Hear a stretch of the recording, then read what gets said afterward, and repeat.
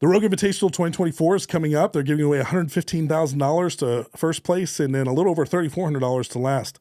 Lucas and I are going to use Project Datum to look at the 10 men on the roster, and we're going to see what their trends have looked like over the past couple of years. Who do you think should have made the cut for this show?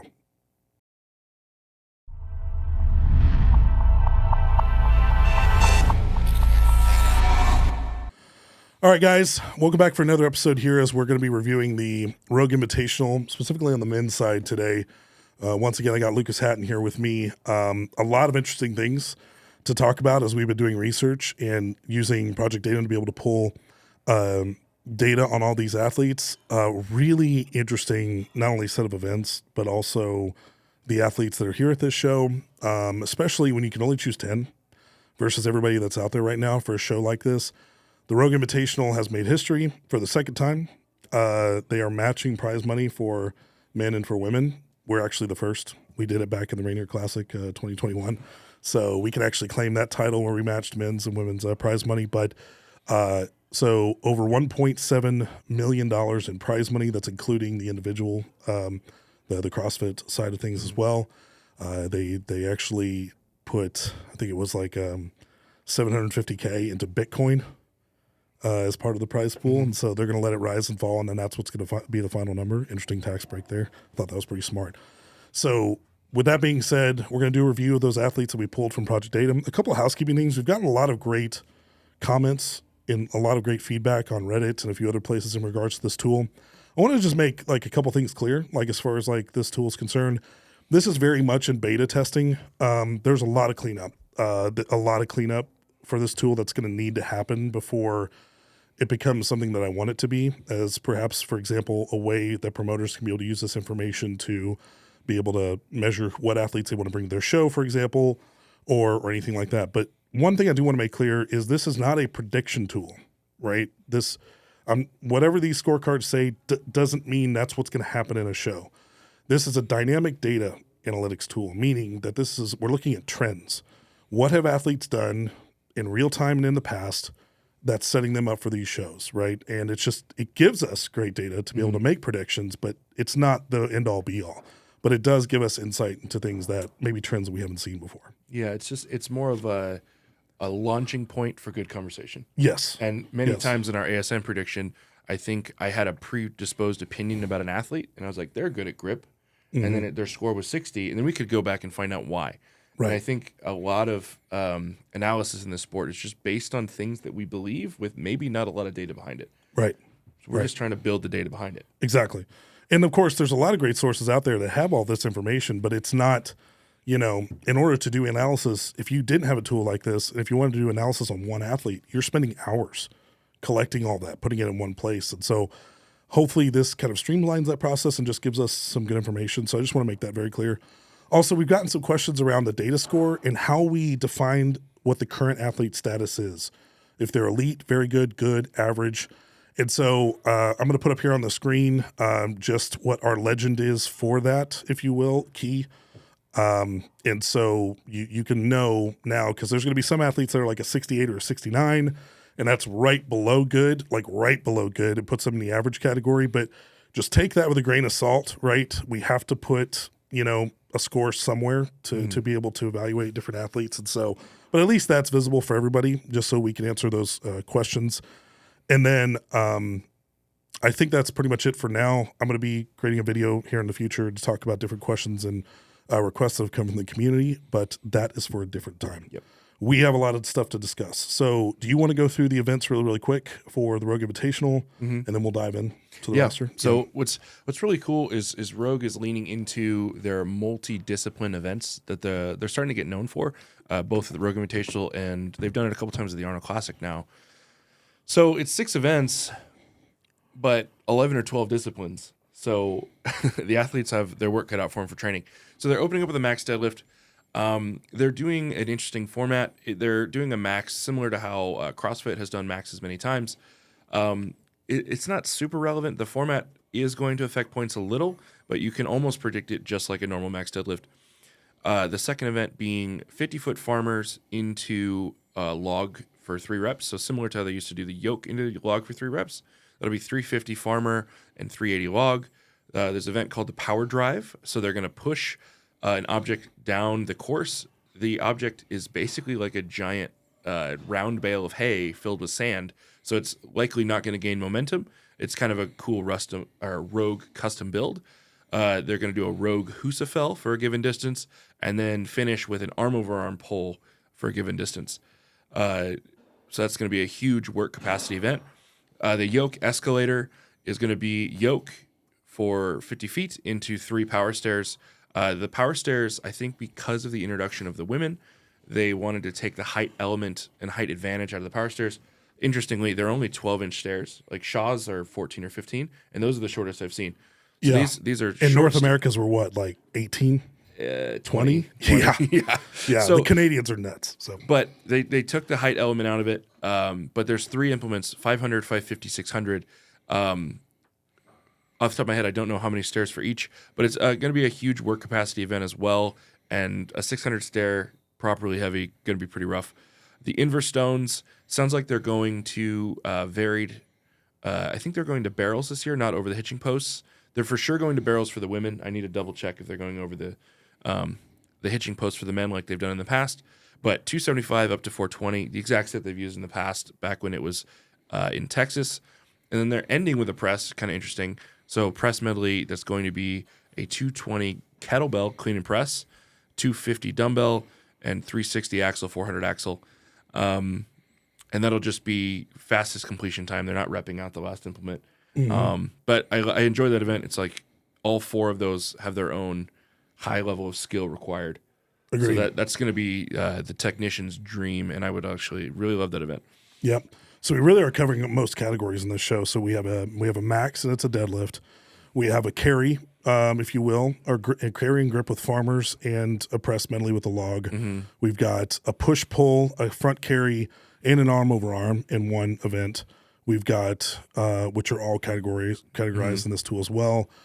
Yoke, of course, and natural stones. Natural stones. That's a category. And what's funny is half of these events, all said and done, though, just based on how the tool is set up, because they're weird medleys, they're just going to go into the medley category. Yeah. So somebody could jack up their medley category if they win this show. Very true. Yeah, it's a part of one of the new versions of the tool that's going to be coming out. Is that was one of the toughest parts on the front end of this, was to be able to categorize medleys like in specific events, because a lot of the data that you find online, it just says power medley or medley. Yeah. And you'd have to go dig in at the show level to find it. You know, it is what it is. What I found was most times when you were measuring medleys, it didn't matter what the events were in the medley itself. It was consistent amongst the athletes. People you'd think would be good at dynamic multi-implement medleys are a high score on them. Are the ones that have the high score. Yeah, the athletes are the ones. Categorization just needs to be played with over time. And like, it's not like we're all looking at Rogue Invitational. We could be looking at Lithuania's Strongest Man from 2002. Exactly. It's like, great. Exactly. How the hell are we going to find out Dude, the weights and stuff? Are you kidding me? Like, when I was looking at 1987 Worlds, I was like, what is that? And then I had to go look it up and then categorize it. So anyways. Okay. All right. So this time we went in alphabetical order last time for America's Strongest Man. This time we're going to go in regards to data score from the top down. So we're going to look at the roster here. And we don't really have much to talk about for these first two. I mean, it is what it is. Like, we don't really have to give much background on these two athletes. But, of course, Mitch Hooper, we're going to go ahead and start with him. A 91 Tapas with a data score of 88.35, yes. I think also important to clarify, Ryan chose to go with 2 years worth of data. Oh, good point. ASM, we did 3 just so we could encompass some more data. Yes. But we thought it was important that when you're picking the top 10 in the world, your recent results matter, and you need to be an active competitor at the top of the game to be called top 10 in the world. So we went 2 years of data. Yeah, for ASM, there's a lot of I'm really glad you brought that up. For ASM, athletes that are fairly not as well known, we need more data, right? That's not the case with these guys. So we need to be looking at more recent data. So okay, we got Mitchell Hooper up here. Once again, apologies for the automation.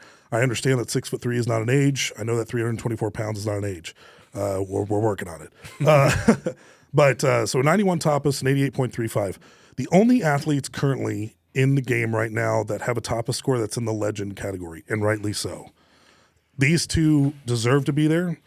Mitch Hooper right now is unbelievably balanced. You can look at any show from just what he did at Giants a month ago, right? Like it's just always consistent. First, second, first, third, fourth, first, and so and it doesn't matter what the event is. And he put out his own stats video. Yeah, In his career, he's more likely to be in the top 3 in an event than not. yeah, yeah. In and 20 shows. I've got the events It's here disgusting. to prove that. It's insane. So obviously, he's had nagging injuries, but he is surprisingly like he's just such a great athlete. Like he's had nagging injuries, but nothing that really puts him at a risk. And so, yeah, he is very much at the top of the elite. Makes all the sense in the world. If he wasn't there, we might as well all just give up on strongman, right? So, Yeah. Hathor as well. I mean, I had my. So we'll switch over to him really quick. Like, what else do you want to say about Hooper? I did the thought experiment last night. I was trying to find events where Hooper would not be definitely in the top 3 in the world. Yeah, And literally the only thing I could think of was a max grip event. a max grip. Max farmer or max wheelbarrow. I mean, That's fair. it. Other than that, he is top 3 in the world in almost everything. Yeah, It's kind of gross. so it's amazing. Good for him, man. So all right, but yeah, I agree with you. All right, so Hathor. So I had my I had my reservations with Hathor, especially after tearing his pec. He has struggled through his pressing. His pressing, if you look over his career, has definitely been higher than 85.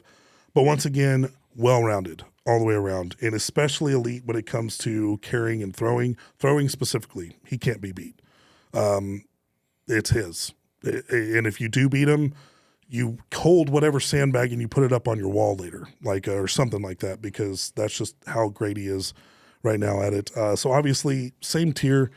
I thought about putting him on a risk right here, but I did see on his Instagram a couple of days ago where he was incline benching, 350 plus, and he was making it fairly easy. I really think he's recovering really well. Yeah, I don't really put it as much of a risk into a score. So it's kind of interesting. So with just going with the last 2 years, I mean, honestly, with Thor, you're just going off of Arnold, Ohio to now. That's all you have. Right. So he's at a 90 tapas, 86 data score. Yep. When we pulled his whole career, or more importantly, the 2018 Thor card, Yes. he jumped up 2 to 3 points. Yes. It's one of the highest scores we found. Yes. I would bet actually for his whole career, his press at most is 87, 88 at most. It's really close. Like I remember that card. Yeah, he's still getting a lot of points that you don't expect him to get out of his presses. Right. Mostly because the other guys are screwing up, not because he's overperforming. He's just getting as many points as he can. Mm-hmm. I think the narrative of him being like a subpar presser is kind of funny. It is interesting. He's still pretty damn good. Yeah. Even coming back, like Yep. he'll get points out of those events. Yeah, and let's remember, like it's still an 85, and he still did Arnold. He still did Arnold where he couldn't even get the first implement. He's got an 85 score, only going to big heavy contests that are out of his capacity right now. Yes, and he's kept his score at 85. He's doing fine. He is doing just fine. Yeah, so I definitely wouldn't put him in a risk. I'm right there with you there. So anything you want to add on Thor in regards to these events? Like, so obviously favorite for deadlift, right? Mm-hmm. Right. Farmers into log. Do you think how many reps do you think he gets? Well, so it's 3 reps. I don't think he can finish 3, but it is a 2.5 minute time cap. Yep. That might be enough time that he could pace it out and get 3. They do such long timers. They do. They love it. Yeah. But I think Thor's weekend comes down to the 2 presses, because in the other events, there's no doubt in my mind that he's top 2 in all of those. Yes. Potentially first. Yes. In the deadlift, especially with Trey's not in the contest. Never mind. Nope. I don't think Mitch has any huge motivation to push him in the deadlift. That's what we call foreshadowing, by the way. I know. So, yeah, man, I still, far and away, I have Mitch in the top 1 or 2 in every single event. I have Thor in the top 1 or 2 in every event, except for his presses. We got some guys coming up that are just better. And I think some of these weight picks are just out of range. 400 axle, just out of range. Yep. If the 380 log for 3, it's a big ask. Yeah. So, yep. I think he can do all these weights for singles, but in a medley, I think he's going to get hurt.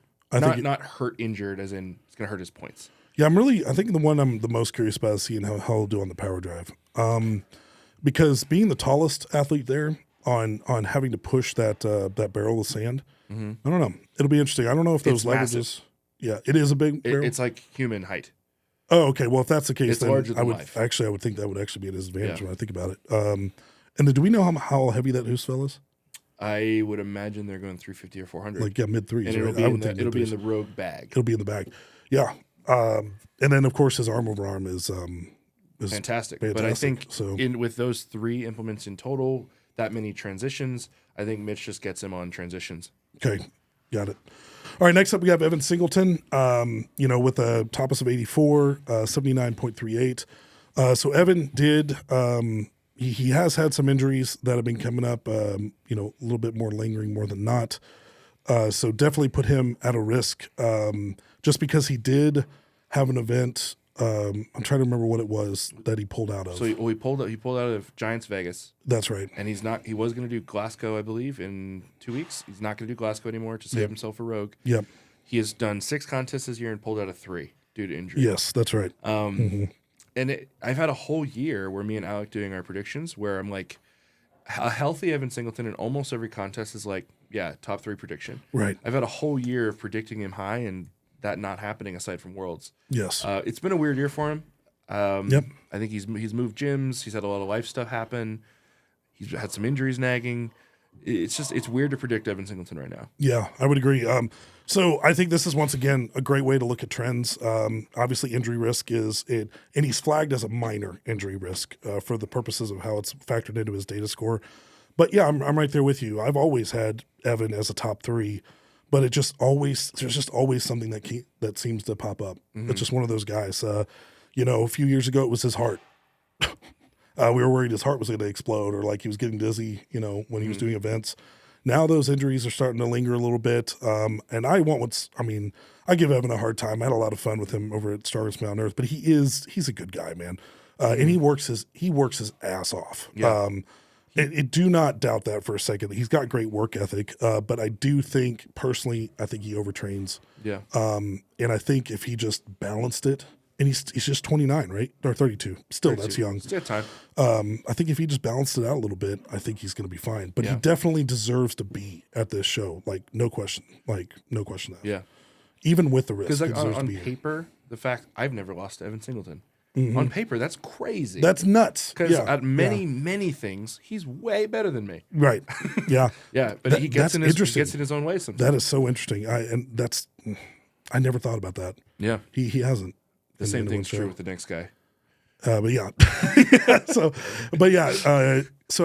on Evan. And then, so we got Tom Stoltman here right underneath Evan.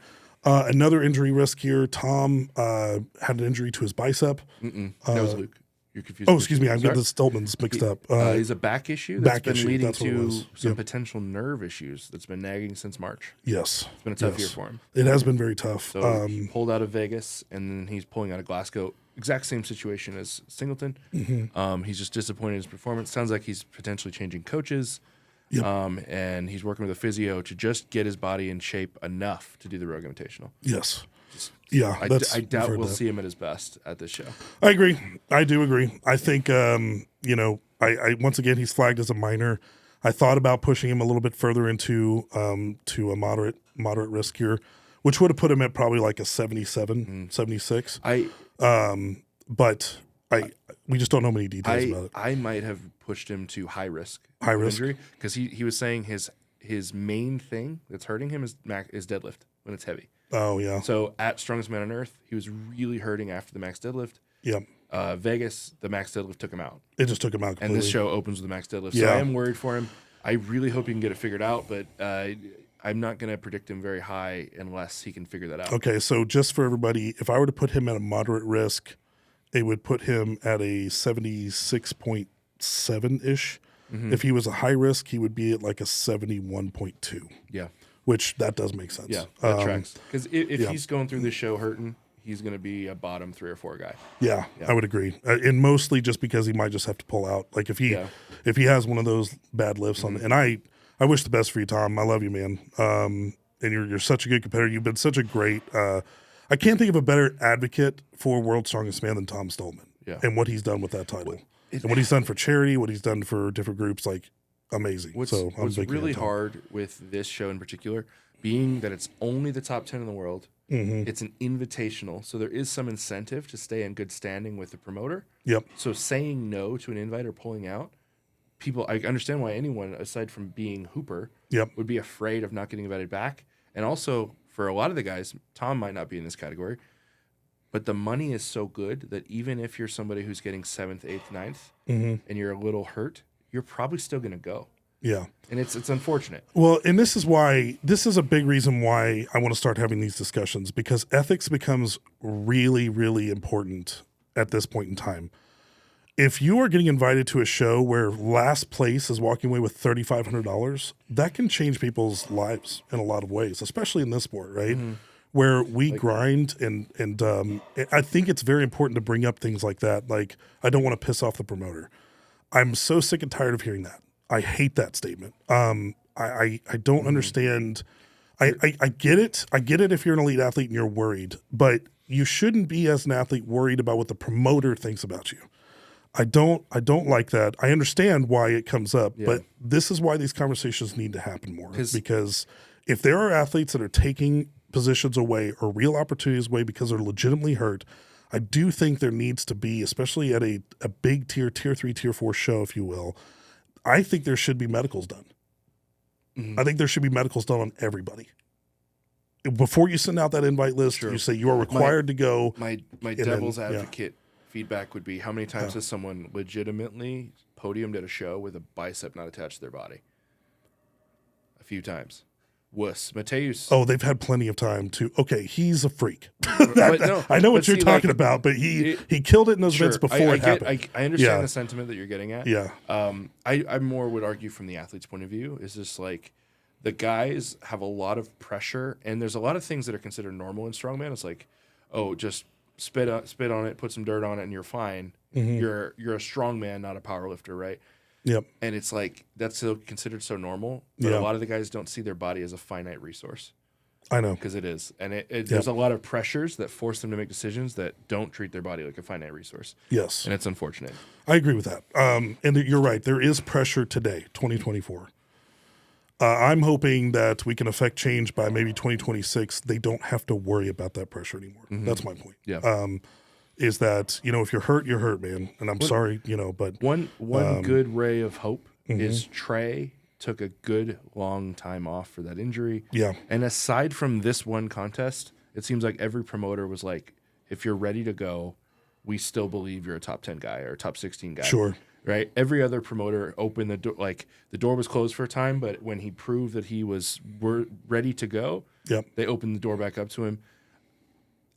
What sucks is these invites came out before Strongest Man on Earth, and then his best performance of the year so far at Giants Live. So I think we'll get to him later. We're getting ahead of ourselves. Yeah, a little bit. That might it's be a why good he point got to bring looked up, though. over. Yeah. I'm glad we brought it up because that is something that's very important to me as far as like how this goes. But all right, anything else on Tom? Nope. You're Let's in? keep rolling. All right, let's keep rolling. All right, so next up we got Matt Ragg. Probably the last athlete on this roster that I definitely feel deserved, like if an automatic deserved to be here. I guess the best way to put it. Non-debatable. Non-debatable. Like you couldn't find another person better than them that isn't there. Correct. That belongs in the top 10. I have one very biased person I might pick. I wonder who that is. Yeah. But me and Ragg are 1-on-1. Yeah, there you go. There you go. So once again, we've talked about Matt Ragg before. Interesting pulling his card, 76 tapas, which puts him, in the good category. His data score is 73.28. Still puts him in the good category. No injuries that I know of. He does have one international win. Yeah. And that's, I believe it's Australia's. Am I wrong about that? No, that would not be considered international. No, you're right. I don't actually know what he's won. Did he win Beast of Burden? Maybe that's what it was. Beast of Burden? I would consider that an international. It's like a Polynesia, Australia, New Zealand pro show, like regional contest. Gotcha. Okay.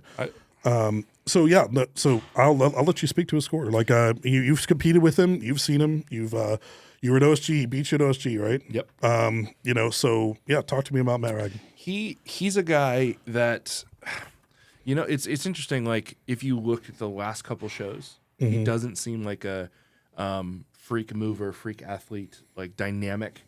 He's kind of leaned into that. Like I'm a deadlifter. But there's been flashes of times in his career where like the worlds where he placed fourth 2 years ago. It's strange. He's had some weird ebbs and flows, and like what I would predict Rag to be good at. I've had a few shows this year where I predicted him to be like, that dude's getting like third, right? Yeah. And he's tanked. It's interesting though. He's had a year like in this year he's lost a ton of body weight. Yeah, He's leaned out. He looked really good at Strongest Man on Earth. He switched coaches. So I think there's just a lot of things moving, and I don't know if he's really found his stride yet again. So it is strange, and the thing that'll kill him in this contest, great deadlifter, farmers into log. He's not the best presser, but he'll do okay. Yep. Push, hoos, arm over arm, just comes what kind of cardio shape he shows up in. Yoke, power stair, he should be okay. Inverse stones should be okay. He's historically a great stone loader. The man has the worst front rack in the history of front racks. I think I would agree. and he's bad at dumbbell. So I think the last event kills him. I would predict that he's probably a top 4 to 5 guy coming into that last event, and that last event just tanks him, unfortunately. Yeah, so looking at his trends over this past year, I mean, end of 2023 going into 2024, he looked great. Like to your point, Beast of Burden, Giants Live, did great in that show. Yeah, he had one where he beat Hooper. He beat Hooper. That's right. He won 2 events in that Giants Live. The Conan's Wheel too. Yeah. He has these flashes of like, I'm a mover too. Yes. I'm good at medleys. I'm going to be faster than you. And then sometimes like at Shaw, he just he wasn't that guy. Yeah. But honestly, if he would have kept up that same like momentum going into this year, like he would be like a top 80. Yeah. But just at Giants Live this past month, he was 6th in stones, 3rd in wrecking ball hold, 8th in dumbbell press, 9th in car walk, and 3rd in you know deadlift. what's interesting? He also kind of underperformed as far as I would say at Shaw, at Strongest Man on Earth. So you know what both those shows open with? Max deadlift. He is a fantastic deadlifter, but it might. Is this Zach Price? It might just destroy him a little bit. Yeah. So and this show opens with a max deadlift. Maybe if he does more intelligent attempt selections and ends with his 3rd at an appropriate percentage, we might see the Matt Rag that we are used to seeing. Agreed. But maybe those last 2 shows he just overreached. I know he for sure did at Shaw. He went for that 1,011 raw. So this ignorant behavior. World's Strongest Man didn't have the. He just has deadlift for reps at Worlds. He didn't have it he had it towards the end too. Yeah, it's Kanak deadlift, and it was first. Yeah. I think you have a point. That might be the trend. We figured out the trend of Matt Rag. Strongest Man on Earth, 5th out of 6th. Overhead medley, 14 out of 16. Okay, Matt Rag. Keg toss, buddy, 5 out of 16. If you're watching Manhood this, stones, 10 out of 16. Leave a little bit in the tank. Dumbbell medley, 14 out of 16. And then, of course, the medley at the end, 5 stairs, 15 of 16. So, man, he didn't finish the medley? Or the power stairs? Yeah, it says here he only got 5 stairs. Yeah, I would say this. If somebody can't finish this set of power stairs, I don't know the exact setup. Yeah. They're almost not worth talking about as far as winning the show. Like if you're not finishing these events, you're not going to be on the podium. I agree. I 100%. So once again, this is not a predictor tool. Yeah. At all. It's just an analysis, but it's interesting to look at. And based off this show, I think he's in the bottom of the pack. But like I said, he's right on the bubble for who I believed should have gotten into this show. All right, so next up we have Bobby Thompson here. Robert Thompson. So Robert Thompson, 76 tapas, data score 71.44. I decided to put him at a minor risk rather than a moderate risk, mostly because, Bobby, great guy, great athlete, statically very strong. He's proven that when he was there doing squats with you at Strongest Man on Earth. He took you to the very brink at the Arnold UK, to the very brink. So, definitely has been historically a great strongman, but he seems to always have these tweaks that come up at shows. And it's like, you never know when it's going to come. He's had a couple shows where he's had to pull out. That factors into his score as well. So if an athlete has the way our tool works, and we've got this built into the algorithm, if you pull out of an event due to an injury or something like that, every other event, you don't get penalized for coming in last at those events, But for each event that you missed, there is a very, very minor buffer that gets taken off your data score because there's the risk of you pulling out of a show. Yep. And so that's just factored into it. I think it should be.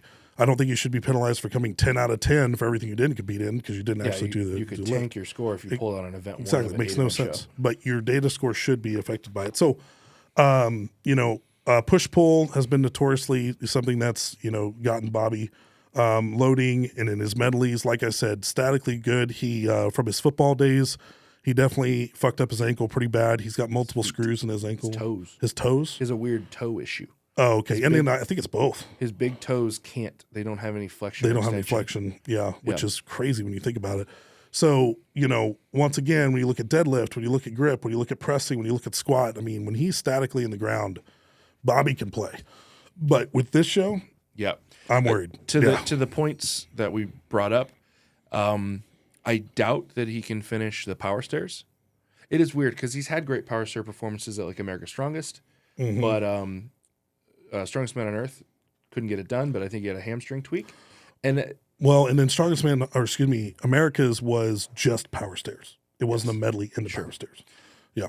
And he picked up a little bit of a hamstring tweak that forced him to pull out of the Vegas show before it happened. He pulled out well in advance. I think he was just trying to get himself a ton of lead time to get ready for this max deadlift. So hard to say if that's going to affect him. He's not posting a ton of training.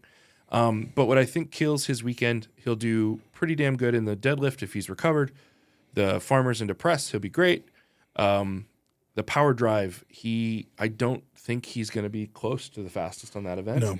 Yeah, I think that's the one that damage control for him. Yeah, honestly. the push will kill him. Because it ends with an arm over arm. And he's bad at arm over arm. And the pushes are bad for him because with his toe, he has to do sideways flip. Especially with the way that barrel's going to push on him. Yeah. I have some doubts that he'll finish the power stairs. Stones are a rough one for him. Yeah. And he's a damn good presser, but he's actually struggled with the axle in recent history. Yeah, very true. I don't think it's the set of events where I'm like, Bobby's going to crush. Yep. I don't know, man. He has these flashes of brilliance, though, like America's Strongest that he won. You might not have picked those events for like, oh, Bobby's going to win. But Bobby won, handily. He did handily win that show. But once again, that's 2022. But right? by predictions, I don't think this is Bobby's show. I don't think it is either. I put him in the bottom three. I want him to do better, but Tough. I think the max deadlift, he just I think that first couple events he's going to be, and then it's just downhill from there. So, but doesn't take anything away from the man, right? Like I said before, we're not trying to bash anybody. We're not trying to, we're just looking at trends. We're looking at cold hard facts, right? Yeah. So you go top 10 in the world, you can be legitimately world class and get ninth. Exactly. Yeah. It's okay. It's okay too. All right. So next up here, we've got Thomas Evans, 73 Tapas, 70.04. Yeah. So Thomas, one of the better athletes. When we talk about trends as far as someone burning out on a show, this isn't Thomas. Thomas, he'll steady. Very steady. Obviously a really good presser. He is a very good deadlifter as well. I don't think he's got any, I don't think he has any major injuries. Nothing that's going to keep him early in the year. He had a bicep tweak.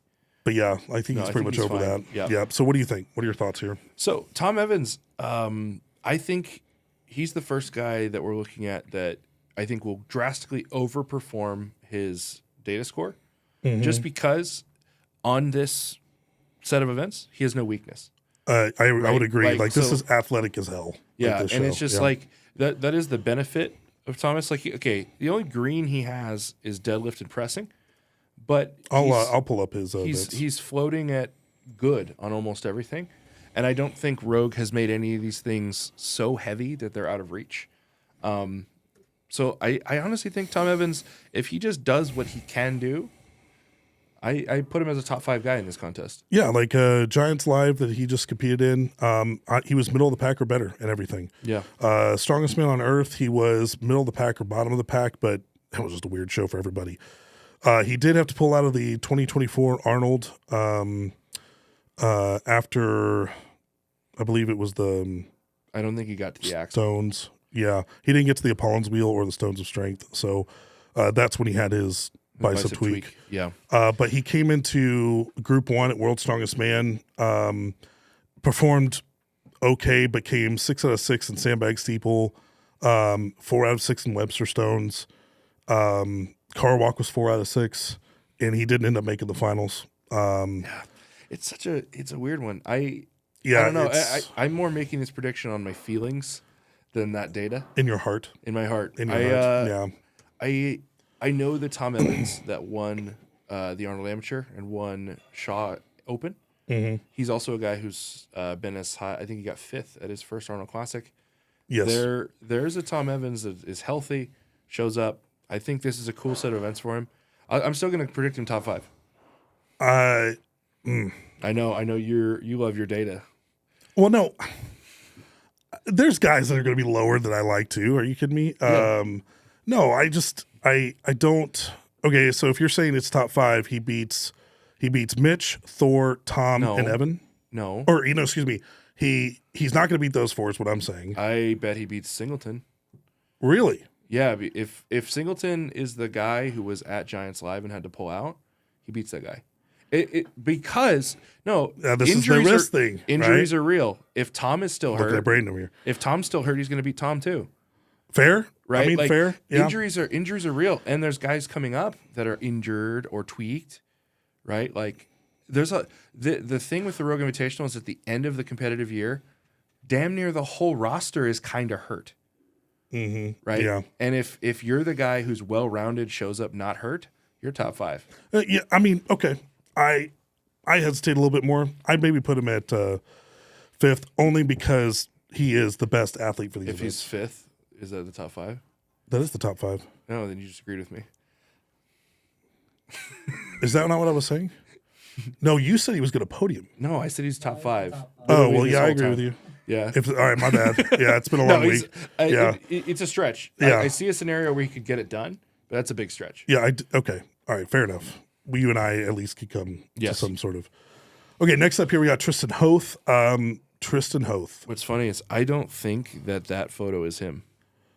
I think the Strongman, which those are just sourcing Strongman Archive photos. Yeah. I don't think the Strongman Archives photo for Hoth is correct. Like that's just some guy. Really? Yeah. Unless Hoth looked like that. I mean, I could see it. That doesn't look like him. Tristan, can you, if you're watching this for some reason, would you mind confirming if that's you or not? That's really funny. But yeah, one of the higher risk athletes coming into the show this time, Tapas of 77. So on paper, better than Thomas, but we saw him have a little bit of a hobble at Strongest Man on Earth. He didn't even do the squat. He didn't even do the squat. Yeah, but I think he's in not very typical Canadian fashion. He has taken the whole time off between then and now. Actually, that's not true. He did Canada's Strongest literally the next week. Yes, no, that's not true. So, yeah, it's hard to say what's up with him, but I think there's something going on. Yeah, so, yeah, he did. He did Canada's Strongest. I hope that's all he's competed. Yeah.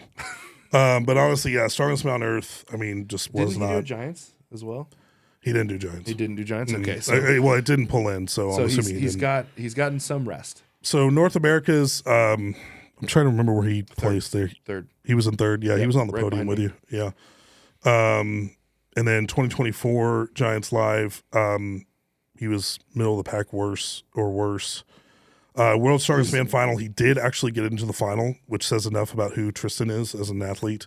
Ended up 6 out of 10 in Conan's wheel, 2 out of 10 in tire deadlift, 3rd out of 10 in Atlas Stones, 9 out of 10 in keg toss, which is interesting. Max Askell press was 7 out of 10. Giants medley was 5 out of 10. I mean, yeah, Tristan, yeah, I mean, I don't know. You go. I want to hear your thoughts, and then I'll I honestly, I put him in a similar category to Tom Evans. Very well-rounded. He's not a guy that is going to win many events or any events at like a tier 1 show, like a top tier show. But the thing that I think kills him in this show is I think the presses are just out of reach. These are weights that he can do for like singles, but he can't do them fast enough to be competitive in the show. As far as a deadlifter goes, he's a good deadlifter, but in this top 10 in the world group, yeah, he's the 7th best deadlifter. Yeah, maybe the 6th. right? Yeah, I would agree. But as we saw at Shaw, where people have the option to pick their weight selections, they're pretty dumb with their weight selections. Yeah. So if people pick bad weight picks, Hoth could maybe chip more points than being like 7th in the deadlift. Yeah. He could, but at best case scenario, he's 5th in the deadlift. So Mm-hmm. I just think because of the press in the deadlift, I have trouble putting him in the top half. Yeah, I don't see Tristan. I think Tristan, the one thing he is going to kill is the farmers and the log. I think I don't think he can do 3 reps at 380 quickly. Well, maybe. No. He might get one. You're right. He got might pretty get like excited one or about two. hitting 400 at North America's. Yeah. You're right. And then the power drive Could be great. could be good. The yoke could be good. Into power stairs, which that's what Canadians do is power stairs. So Yeah. yeah, he'll Let's do see, in well this there. group, I'd still put him 5th or 6th in that. Exactly. Yeah. Like It's tough. Yeah. It's things he's It's good tough. at. Yep. But what's tough with Hoth is because of his Worlds performance, he did great at Worlds, and that was one of his best performances ever. Yeah. It kind of thrust him into this top 10, and I think it's statically going into Rogue Invitational, or if he gets invited to the Arnold Classic, which is possible. I think he's like a year or two away from being like a static to be statically as good as he is dynamically. And he's gonna, I think, in these kind of shows with the true top 10, I anticipate him struggling. Okay. But give him a little bit of time to build that static side. I agree. I think He just he's needs in the time. hunt. Yeah. He needs time. I mean, he's it's his 33. first year as a big time pro. Yeah. So Exactly. And of course, we're putting him in a risk factor here. And if he wasn't at a risk, he would be like a 73, 74 at least on yours. So, nope. I think that's good analysis. hit our last two. Yep. Last two here. All right. Alexei Novikov here. Definitely a high risk. Or excuse me. I put him at a minor risk. I could have put him at a moderate or better, just because he has so many different nagging things that are going on right now. These last two are the ones I'm just like, I don't know. And I mean this with all due respect. I don't know why they're here. But they're here. So let's look at them. Novikov from a medley perspective is the worst rated athlete as far as the data score goes amongst everybody. Looking at his past events over the past couple of years, I mean, It's tough. he just has not been able to complete. If you pull Novikov's whole career versus the last 2 years, we're catching his worst data right now. Oh, by yeah. far his worst. And But- it's tough yeah. because If we pulled not these 2 years, but the 2 years before that, it's like- maybe 10 points up and everything. yes. So yeah. that's what's hard. And there's this norm in the sport that if you're a former champion, which I don't know, has he won Rogue Invitational before? I actually believe he has. I know he's won the Arnold Classic. He has won Worlds. He has. He has won the Rogue Invitational. I know for a fact he has. I think it was 2022. So Yes. the guys that I'll double check. let's double check that. I'm fairly certain he has. The guys that have won these major contests, they just get invited back, and that I think there is a point where that becomes irresponsible when we're just doing a list of 10. Like at the Arnold with Martins, right? Like Martins, yes, has been a former Arnold Classic champion, but if he's not in shape or straight up hurt, it's almost irresponsible. Like you need to show in the last 2 years that you are an absolute killer competitively to be put in these top 10 lists. I do agree. You with just you. have to. And Novikov, I wouldn't speak so harshly if he himself wasn't saying things at contests like at Shaw and at Giants Live. He said to the crowd, "I am not in good shape." I'm like, okay, dude, then let somebody else come. Yeah, he even said it at the Q&A, in the fans Q&A. Normally I would hold my tongue on that, but like you straight up said you are out of shape. Let somebody else come. Yes. Yeah. Yes, it was 2022. He beat out Trey Mitchell by 1.5 points. Yeah. Yeah. So 2022 is not in here. We're looking at the past Yeah. 2 years. But I think with the way some promoters think, that's a green light to get invited almost indefinitely. Yep. Yeah, so I just don't know which one. I have to assume that the same Alexei that's going to show up at this show is the one that was at Strongest Man on Earth. Yep. And if that's the fact, he's in last or second to last. Yep. And it's easy to say that. He was like, just like he said, he just wasn't healthy. And so I don't know what's going to change between now and then, but I do think, once again, this is why it's important to look at trends. I think the brand name still speaks with Alexei. Yeah. He's got that name where it's just like, okay, like Novikov, but the trends are there, man. Like, Yeah. he needs to show it. He needs to show that he's healthy. To your point, that this is where it kind of becomes kind of an important discussion, right? That if last place is going to leave with $3,400, are we doing the right thing for the sport? You know, Yeah. which that's a tough thing to answer. I get that. But we've Strongest Man on Earth showed that he's not in shape for a max raw deadlift. These used to be chip shot weights for him in pressing. Yep. And my main critiques of this contest for him is I don't think he can finish these pressing events. I don't think so. No, either. I think the axle's out of range, and I think he can do the log, but it's going to be real slow and real hard, which puts him in sixth. Sixth or seventh in that event. It's not. I don't see it. I don't see it. Yep. Yeah. Specifically with Novikov, I actually disagree with you a little bit on the next one. Stoltman? I do. Okay, let's talk about Luke Stoltman. Yeah. I haven't said anything about him yet, but Sure.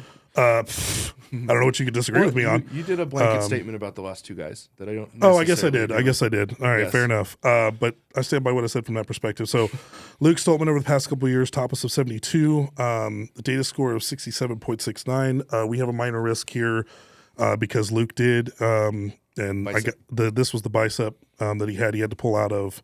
Can't remember the show off the top of my head from this past year, but he had to pull out of one show a little early. Luke is not the same Luke. Yeah, he's 39. 40. He is not. This is another brand name that, and once again, God, I love Luke Stoltman, but he's 40 now. He is.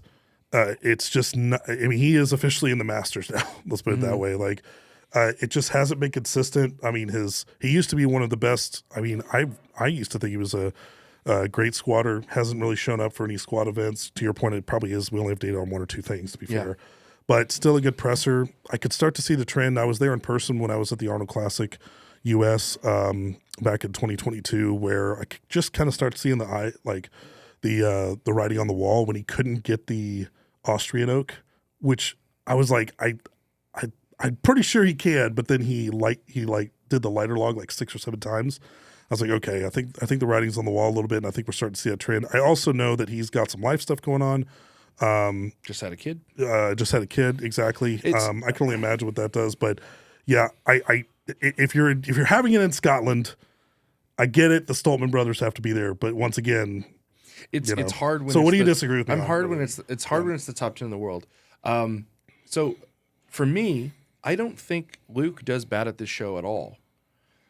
I have some disagreement with putting him in the top 10 in the world, which if you're going to only invite 10, you're defining him as top 10 in the world. And this year, I don't think he's top 10 in the world. When he's 2 feet in the ground at the contest, I think he does better than he has the lowest data score here. I think he does better than that reflects, because being that it's a 2-press show and he's a decent presser, right? I think he hops a couple guys. He's still a bottom half guy. But I don't think it's like Luke and Alexi are going to be 9th and 10th. I think that's not true.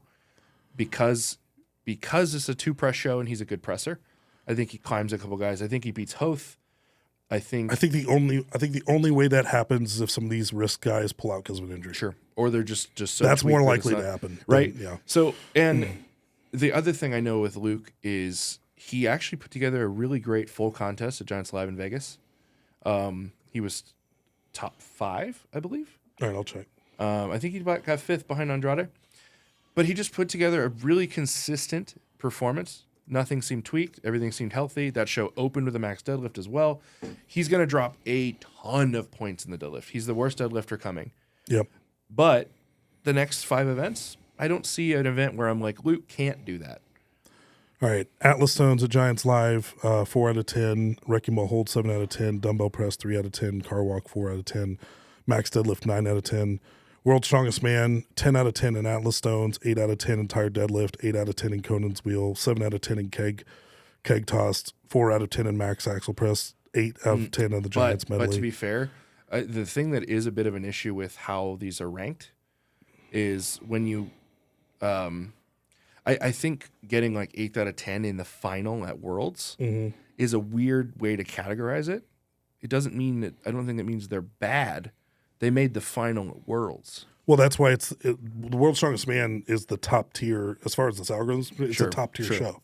Yeah, Yeah, he didn't get penalized nearly as harshly by as if he would have done it in the group stage. if he was at 8th at like OSG. Correct. Right. Yeah, Okay, like fair it doesn't hurt his score. That I mean, because But like just on a read, that suggests he's a back half guy. well, no, like so. But here's the thing. And I'm going to keep going here. So 2024 Europe's Strongest Man, dude. 2 out of 12 in the Atlas Stones, 3 out of 12 in the Viking Press. He was 10 out of 12 at deadlift. He won the car walk, 3rd in Nickel Stones, 2nd in Atlas Stones. This is going into Britain's Strongest Man now. 2nd in the carry and hoist, 2nd in the axle press, 5th in the deadlift at Britain's. I mean, it's the tale of two men. Yeah, It's like but yeah. the events Yeah. that he's crushing in is pressing, Yep. and kind of the moving around dynamic events that are at Giants. Yeah. So Yeah. that's why I'm hopeful for his performance, but as a overly critical commentator, I'll be like, okay, maybe not the top 10. Yeah. Maybe a strange invite, but I understand it. Okay. No, that's fair. I think it's fair feedback. All right, let's go over. All right, let's spend a little bit of time here going over pulled a lot of information on invite possibilities. Right, like who are people that weren't invited to this show that, from a data perspective, probably a little bit about the show. But so I wanted to bring up Matus, and I'm not going to spend time on this one. So, but I do want to bring it up on the screen just to let everybody know. I think people that don't know in the community are like, why wouldn't Matus be there? Well, of course, Matus is one of the more elite strongman in the sport, especially over the past couple of years. But he is dealing with a major Achilles injury, or I think it is. It's He's coming back from it. Yeah, he's not competing anymore in 2024. That's a he's fact. doing almost everything in training right now. Yeah, It's one of those things where I think it was too big of a risk to invite him. Yes. They weren't sure that he'd be ready. Yep. He's taken on JF as his coach this year, which is kind of cool. Yep. Oh, I didn't know that. Yeah, JF is his coach. Nice, interesting. Yeah, pretty cool. So All right. I think there's some cool stuff coming for Mateus. But because of that Achilles in relationship to this contest, I think it's too close. Yeah, I think Matus is going to come back next year. We're going to see him. We're going to see a lot more evolution to his data score. Yep. The two interesting ones. I'm going to bring up this first one, Wes Derwinski. This one's really interesting. Wes is kind of one of those. If you don't know much about Wes Derwinski, you will soon. This is a guy that is very, very good. He's very well rounded.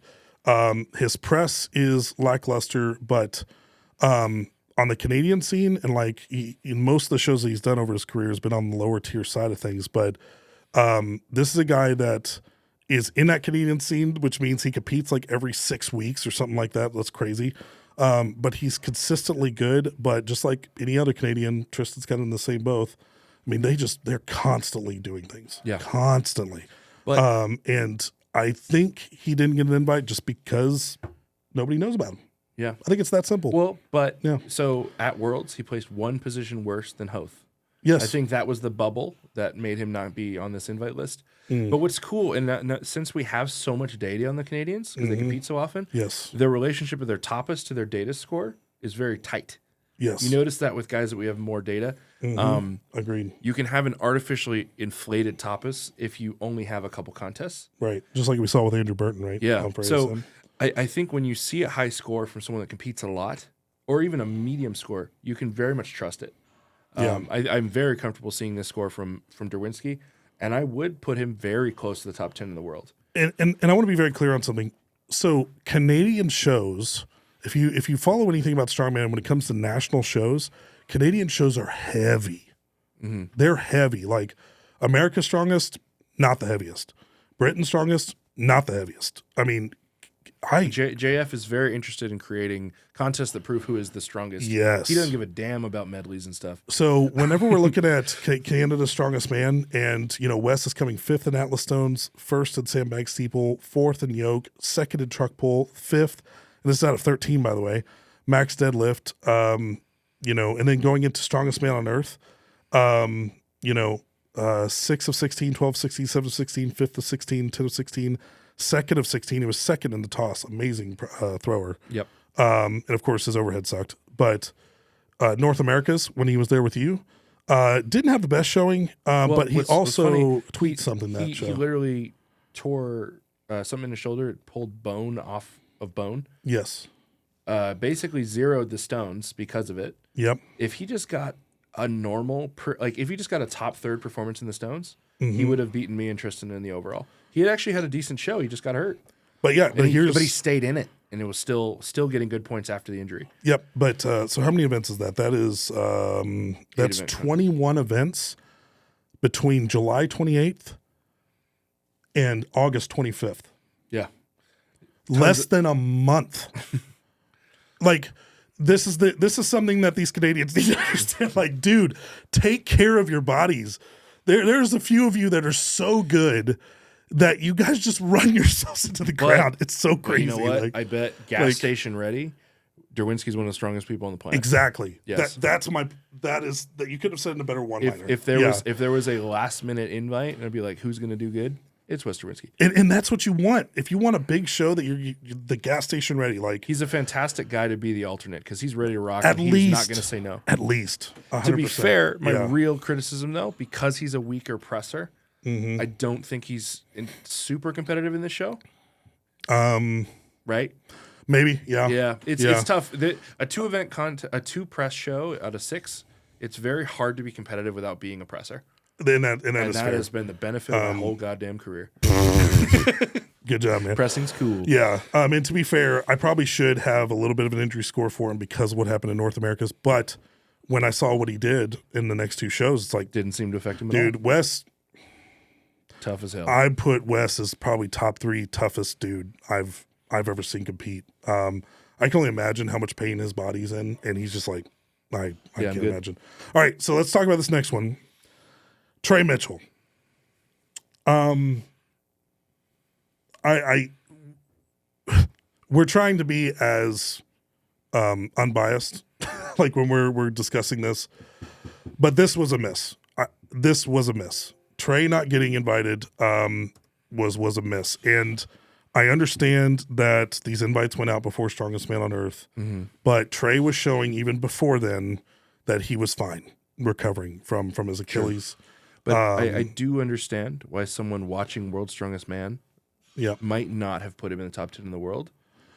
He didn't get out of his group. Yeah, so that's fair. Coming off of something as majors and Achilles, I understand the decision. It sucks because I'm in the same boat as him. I did my best things that were my sales pitch to go after the invites went out. Yeah. If you have the data of this most recent Giants and Strongest Man on Earth, Trey is top 10 in the world. Yes. No doubt. Yes. No doubt. Yeah. I don't know. Man, I really think Rogue needs to think about, do they need to think about changing when they do their show? As far as a date? Maybe not when, but just like invites. But getting the invites out later super early is tough. That's tough. Yeah. It is. Because they also don't have any scheduling conflicts. So there's no incentive to get these invites out way early. Nothing else is happening that time of year. I would feel other so than Magnus Classic. Yeah. I would feel so dumb if I have a max deadlift to begin my show and I didn't invite the guy that just did raw 470. Yeah. Oh. And he's also one of the best pressers in the world. Yes. He will do just fine in the power drive. He suggested a huge PR in power stairs at Shaw Classic. He did. Mm-hmm. He's one of the best stone lifters on the planet. Yes.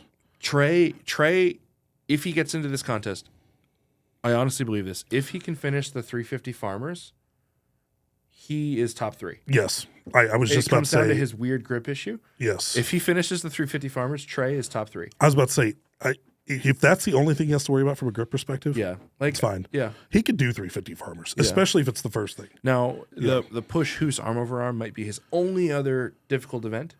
But he also proved to Shaw that he was in the best cardio shape he's ever been in. Yes. He's pretty dynamic right now. He might be hesitant to do a push with that Achilles, but you know what? It's been almost a year. Yep. Like I think he's ready to do almost anything. Yes. Yeah. So anyways, I think that speaks enough about Trey. So next up here, we've got this random dude, Lucas Hatton, 78 topless, 75.56. Couple clarifications on this. We're still like obviously in the beta version of this this tool. Like I said, we have labeled hundreds of events and categorized them. And as Lucas, me, and the team, we've been looking at these events and deeper. There are like anywhere between 5 to 8 events that we're thinking about recategorizing. One of them, so you'll notice, like for Lucas, carrying is a 56.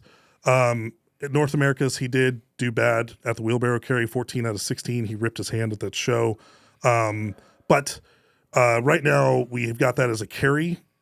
It should probably be classified as a grip. Because it's tough. Because that would yeah. suggest that my front carry medleys, my max distance Husafels, my yoke would be poor. Yeah. And those are some of my best And those events. are some of his best so events. So there are some, we may do some recategorizing, which could affect everybody. But so rough estimate, if we were to switch that over to grip, right, your grip score would probably be somewhere around like a mid 70s, maybe a low 70s. And your carrying would go up to probably like the high 70s, low 80s. Yeah. So it would kind of do this to a point. There's our phone, by the way, here at the gym. But the point is like the trends are still, when we're looking at data score, the data score is still clean, if you will, when we're looking at trends. But you know, your throwing is bad. Yeah, no, my throwing's bad. It's and your push pull is bad. Honestly. Yeah. So I know for a fact we got those things right. But I do want the folks to know. Also, we're going to be making some changes to the scorecard where in the future, it's probably take like a month or so of work, where we're going to start showing on our score sheet what the top sub event is underneath the category. So, for example, if you're carrying and your best event is a yoke and you have a 94 score in yoke, we're going to show that. Just so we can give people a little bit of a clearer understanding of like, okay, he's not all bad at carrying, he's not all bad at this, you know. So we're gonna work on that. But so I'm gonna talk about you because you're not allowed to talk about you. Okay. So I think what's interesting about Lucas is he's had a very unique past, few years in the sport. We talked about him a little bit on America's Strongest. He talked about himself. I'm going to talk about him this time. And why it's important to be able to look at trends when it comes to athletes. Lucas has had a very unique way of coming into the sport, did really well at nationals in order to get his pro card, coming in second, did the World Amateur Championships to come in second, and ultimately, made his way into bigger shows through non-conventional means. We'll just leave it at that. He got his opportunity, he took advantage of it, and he ran with it. Also, the thing about Lucas and about his scores is I look at his scores and they're not a reflection. They're not green because of how strong he is, he is strong. But if you look at any of his events that he's done, he definitely he's got this tism that I like to say about him, where he wants the bigger moments. Like, and when you talk to his family here, it's definitely the same way that he was when he was at events in football back in high school and stuff like that. He wants the big moments, and when the big moments come, he wants it and he performs. There have been multiple shows now where he should have not been in third. He should have been sixth, should have been seventh, but he pulled up at the last event and he made it happen. And that's where I think the most, and I'm stroking your ego a little bit, but it's just the truth, right? Mm-hmm. Arnold UK was that way. North America's was that way for both years, especially this past year. And then, of course, Strongest Man on Earth. I think last two events, man. So I think this speaks to why this is important, because this isn't about who's the strongest on Instagram or the strongest in the gym. Like Lucas, if I'm looking at a score, he got his scores because he's a gamer and he competes when it's the right time. He beat guys that have much bigger Tapas scores than he does, and stuff like that. And so Tapas, high 70s, but there's a reason why he's trending upwards over the past couple of years versus the first couple of years that he was in the sport. And that's been pretty rare for anybody for a short trajectory as you have. Mm-hmm. And so I think it speaks to it. So for this show in particular, it is right down his alley. Max deadlift, we'll see. But his deadlift has come, a very long way. Farmers into log, bring it. If there is anything that he's improved on, especially this past year, has been your medley work. Hooper's going to have to go really fast to beat me. Yes. Yeah. Like from a medley perspective, you're going to have to hustle if you want to beat Lucas. Power drive. Yeah. The arm over arm scares me a little bit, but the push into the Hoos, I mean, Lucas is 6 foot tall. What are you right now? 355, 360? Mm-hmm. Yeah. So I think that low center of gravity in his legs are just going to destroy with that. His pick on a Husfeld and his carry is phenomenal. We'll just have to see about the arm over arm. Literally yoke into power stairs. He's had practice on this in Canadian shows and that he's done North America's, and then he got practice on that. The only difference at Strongest Man on Earth, the only difference is that was Fingal Fingers, and now this is a yoke, which he's even Yoke faster is one of than my yoke. best events. Yeah, so I definitely, if you had gotten into this show personally, no bias, I do think a podium once again would have been possible for you. It is somewhat frustrating to not get invited to this because I genuinely believe I could podium at the show. I have one weakness in this entire show, and it's the arm over arm and the power drive. Every single thing in the rest of the show, I think I could do fine. With the guys that are tweaked, I think I'll place higher than you think in the deadlift. I only need to be top 5 in that for all things to go to plan. If I was to get called very late within 2 weeks of the show, I would go because I think off the street I could still do fine in the show. I'd be real proud of a top 5 in this list on short notice, and I think it'd be really fun to go do it. Yeah, Yeah, for sure. All right, do you have the next one on there? While I'm pulling this up? Pavlo Kordiaka was the last one you pulled up. Yep. 77 tapas, 74 data score. He won Europe's last year. Yep. I think last year was a better year for him. Yep. He's still a pretty consistently finals guy at Worlds. Strongest Man on Earth didn't really suit him. Yeah. And that's and he's been okay at Giants this year. So not jumping off the page, but also a very well-rounded guy that in these medley type events is going to crush. Yep. And good enough presser to still be competitive. I would agree. I think he was. I wanted to put him on this list just because these are just the invites that were could have been possible. So why not take a look at them, especially with their scores? I pulled Eddie Williams as well. We're not going to spend too much time on these guys, but I think it's just interesting to at least have the discussion and give the community a little bit of exposure on who they are. Eddie Williams is on here as well. What did his scores? Eddie? Yeah. Oh, it's on your deck, but Is it? Yeah. 76 tapas, 72.58 for I Eddie. didn't see that last slide. No, you're okay. Well, there's a couple more too. Eddie could do damn good in this show. I think Eddie would do really well in this show from a medley perspective, from a grip perspective. His press is worse than I thought. I thought he was an okay presser. Apparently not. Yeah. I guess it just depends on what events specifically he's been doing over the past couple of years. And I had my Excel sheet pulled up, but I don't have it up anymore. But yeah, no injuries that I know about. And he's just handsome. We should also consider that. Maxime Boudreau as well. I think this is a name that we at least need to talk about. Big risk with Max just because his deadlift is not. It's improving. I will say that. But it will be last. Yeah. And he definitely has a big risk for health risk. But honestly, dude, they had a deadlift at Giants Live in a 5-event contest. Came back and podiumed recently. Yes. And these next 4 events, man, this is tough because this is a show where Max would have 2 weaknesses. He's bad at yoke. Yep. He's bad at yoke. Yep. But Max could be dangerous. Yeah, he's always dangerous. Yeah, so Max it's the tale of two men once again. It's a reverse of Luke, right? So Maxime, if we were to look at his 2023 coming in 2024, I mean, Max was underperforming. He was dealing with a lat tear. He had to pull out of, I believe it was the Arnold. Is that right? And he had to get that fixed, which I'm surprised at how well he bounced back from that to come compete. Didn't he do the UK as well? Yeah, well, at the UK, he was just wincing through pain. Exactly. Like, he was like, dude, I remember being backstage. Yes, I do remember that because I remember being backstage with him and being like, Max. So if I think Wes is top 3 as far as tough, I'm almost going to put Max up there too.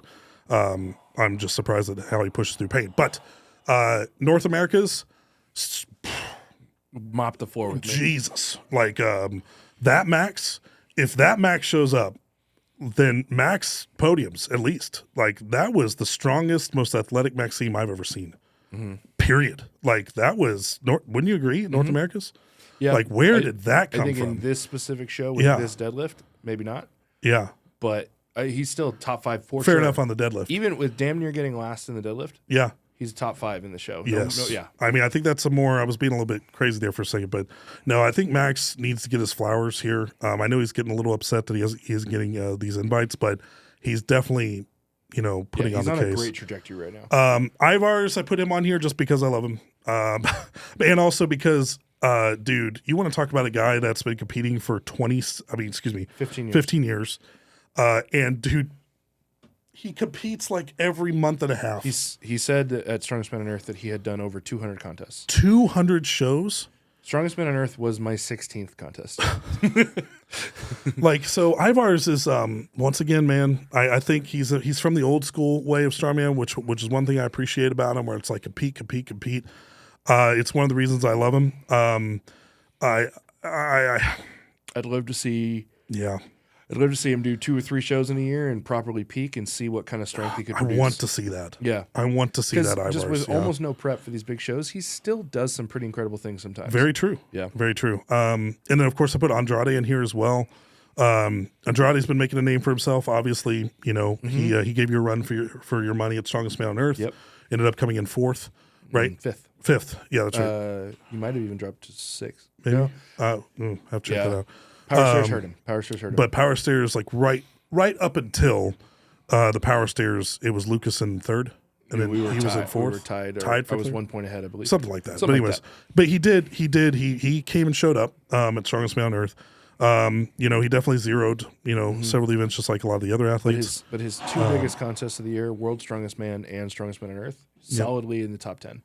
Yes. Yeah. Like, okay. I think based on his performances in this calendar year, he has a very solid argument for being, if we're doing a top 10 at Rogue Invitational, to be a top 10 guy.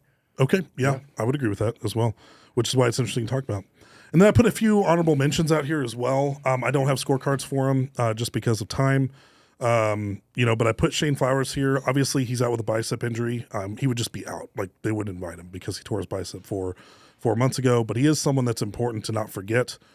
Shane is very good. I believe for sure. He's on the rise. His top score before, you know, his injury was around an 81. Like, he is a great athlete. He's someone that we need to continue to just have on the radar. Paul O'Dwyer, I put on here as well. You know, it's a little bit too big of a show for him. A little bit too big. Yeah, a little bit too big. Not yet. There's in your final one, Gavin Bilton. I had to bring him in here just because I don't think he deserves an invite to this. I put this in here because I love Gavin Bilton and I want him to get healthy really badly. The Gav Bilton that was at Britain's. Yeah. God damn, that Gav Bilton was good. Jesus Christ. Right. He just had a tough go of a couple injuries in a row. Yeah. So, like, I want to see 12 months from now Gav Bilton being solidly in this conversation. I agree. I'd like to see it. Yeah. Okay. All right. Well, that's it. So I hope you guys are enjoying this content. I think it's a lot of fun for us just to kind of dig in. And like we said from the very beginning, this is a platform that leads to good discussion. It's discussions that we need to have. I want to hear from the community more on these. You know, what are your thoughts versus, you know, looking at athletes? Should the best athletes be coming to this show? Do you think it needs to be more of a spectator, and who's going to sell more tickets? You know, are there more athletes that you felt that could have been possibles for this? We really want to hear from you. We want to hear your feedback. These discussions need to happen in one way, shape, or form. My personal opinion is there is no other sport on the planet where the best athletes aren't providing the best show. Name me one. Maybe UFC, I guess popularity wins and getting a fight. If it's, you know, Conor McGregor, you know, wanting to challenge Logan Paul to a fight, I don't know, or whatever that is. But I do think when the cream rises to the top, that's where you'll get a show. Contest. You'll have the best contest, and that will ultimately sell seats. I do think that this mantra of, you know, hey, what is your brand to sell more seats? I think that is a very old school way of thinking, and it's a very unethical way of looking at the sport, especially if we want it to grow and become more mainstream. That is my opinion. That's my hot take. Sure. Yeah. Yeah. So we're in an era where I think Strongest Man on Earth was a great proof of it. They invited the top 16, and they were pretty goddamn close to the top 16. Yes. And up until the final event, there were groups of guys battling for the top 2 pulled away, but the next 3 were battling. Then the next 5 were battling, right? Like, and in these contests where there's big money all the way down to the bottom, if you just invite the top guys, there's going to be fights all the way to the last event. Absolutely, especially how it's working now. So, all right, so that'll end it for this one. We've got a review coming out for the women's side of Rogue Invitational as well, and then we'll We'll probably be doing more episodes around like, Probably just interesting hypotheticals using the tool while we're in kind of strongman off season. exactly. Like off season's going to be focused around like, who was the best in the 70s, who's the best in the 80s, who's the best in the 90s. And we'll start doing more of like, So let's have some fun with data. let's have some fun. Let's continue to test the tool. That's why I want to hear from you guys on what you want to see. So, but yeah, until then, we'll see you next time. And let's, we're flying out for America's Strongest Man here tomorrow. So we'll see if Lucas can go ahead and defend his title and bring it back for the second time. Yep. So let's do it.